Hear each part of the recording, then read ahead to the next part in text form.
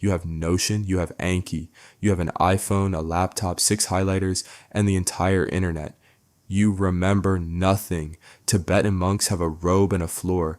They memorize 10,000 pages, word for word, no notes, no apps, no Google, just their brain. How? They've been doing this for 2,500 years.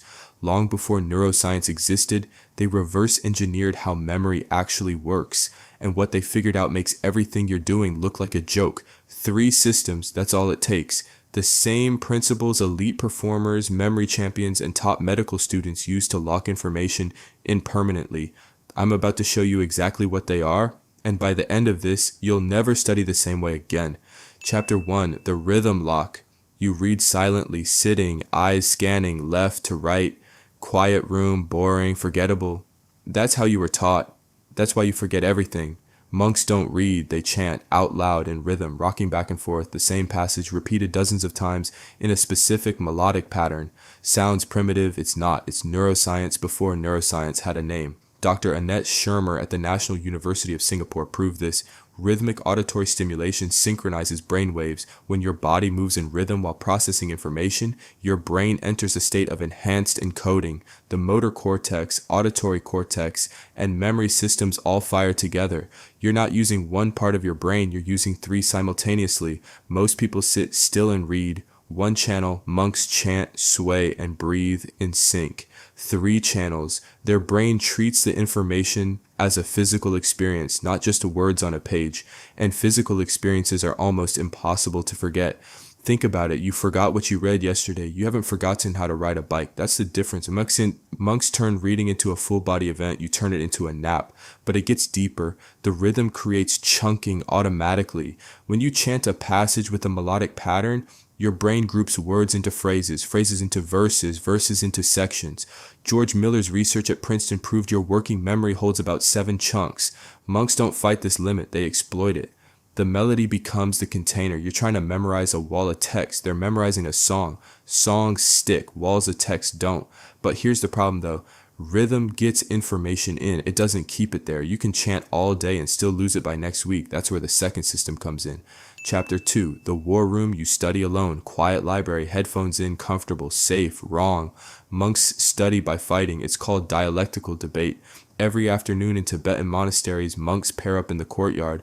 One sits, one stands. The standing monk asks a question, slaps his hands together, hard.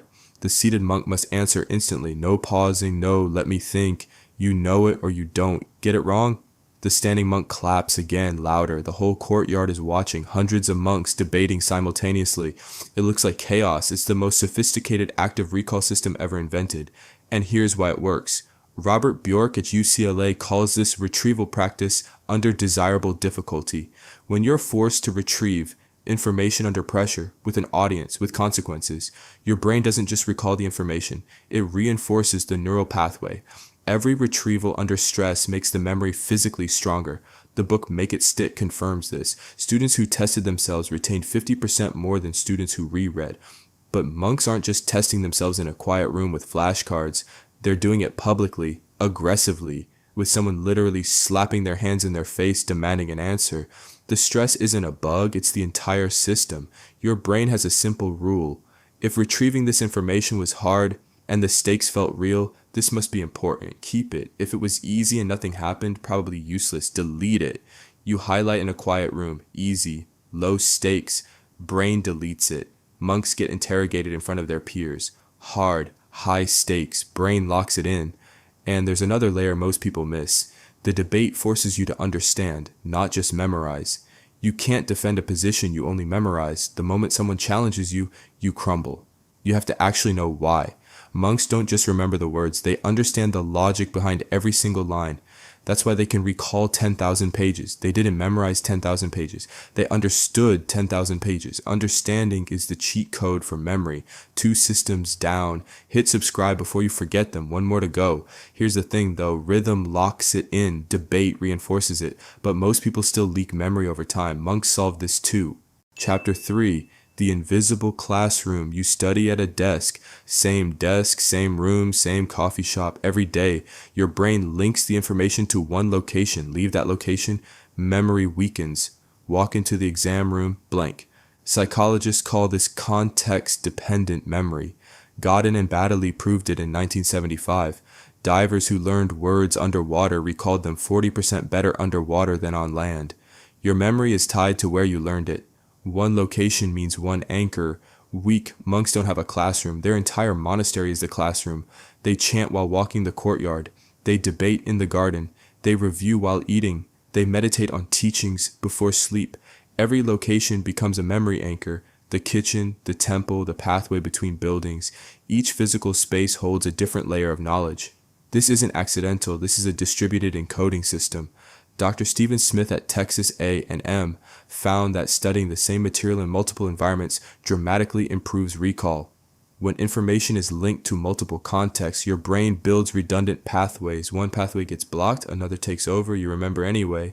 You study in one place, one pathway, it breaks, everything's gone.